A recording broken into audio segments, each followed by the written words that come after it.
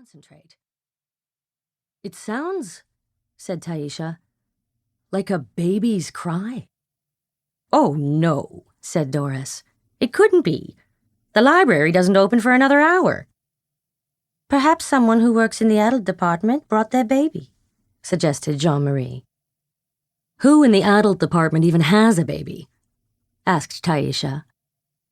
"Well, there's that new young man who is always putting books away in the wrong places," said Lucinda, who, unlike the others, was in on the gossip from the adult department to a small degree. It was only to a small degree because the adult librarians knew she fraternized with the children's librarians, and they weren't having it. "Does he have a baby?" asked Doris. "He might," said Lucinda. "He often comes to work with what looks like spit up on his collar." "It could be his own," said Jean-Marie. "Spit up, that is." "It could indeed," said Lucinda. "Or something else," said Doris. "He could be a dribbler. Mr. Pennyworth was a dribbler."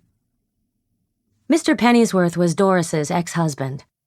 She referred to him by his last name to put some distance between us name-wise, as she had explained to the others the first 700 times she had done this. The women resumed their eating, but they could not get the sound of the baby crying out of their ears. Now it is time to give you the sad news that all 4 of these librarians had wanted to be mothers, and for tragic reasons were unable. When they heard a baby cry, it was like knives to their hearts. So, one by one, they put down their donuts and looked sadly into space, thinking of what might have been. "All right," said Doris finally, after they had stood frozen in time for a bit, each mourning her individual loss. "Enough. Let's go find it. Whose ever baby it is, they aren't doing much for it. Listen to that crying. I think I have a teddy bear somewhere here in the office," said Doris, looking around the room. "Ah, yes, here." "That baby is too young for a teddy bear," said Taisha, who had so many young relatives that she knew to the month how old a baby was just from the sound of their cry. "That cry is a newborn cry." "That cry is a hungry cry," said Jean-Marie, who had no young relatives, so this was just a guess. "Whatever it is, we must find it and relieve its distress," said Lucinda.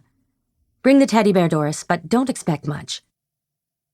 "It may provide some small comfort," said Doris hopefully, and the 4 of them marched through the children's department, preparing to storm the fortress of the adult stacks. But before they even got to the door of the massive children's room, they stopped. The crying, which had been before them, was now behind them. "That baby is in here," said Taisha in surprise and a little alarm. "What is a baby doing in here?" asked Doris. "And who would even dare come in here? We aren't open yet, and the adult librarians have no business coming in without our permission before we are even open." "Leaving babies sprinkled about," agreed Taisha.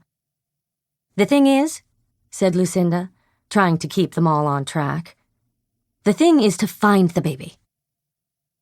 Up and down the stacks the 4 women went, each taking a different row.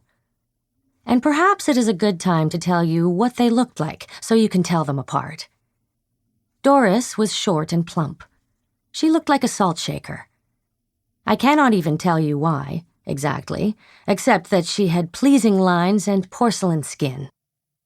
She always wore midi dresses, which made her look as if she came from a different era. If she'd been taller or thinner, she would have looked more modern, but a short, stout woman in a midi dress gives off a vintage vibe. She had an old-fashioned perm as well, so that her slightly graying, mousy brown hair also looked from an earlier era. No one wore their hair that way anymore. She had started to do so ever since ditching Mr. Pennyworth.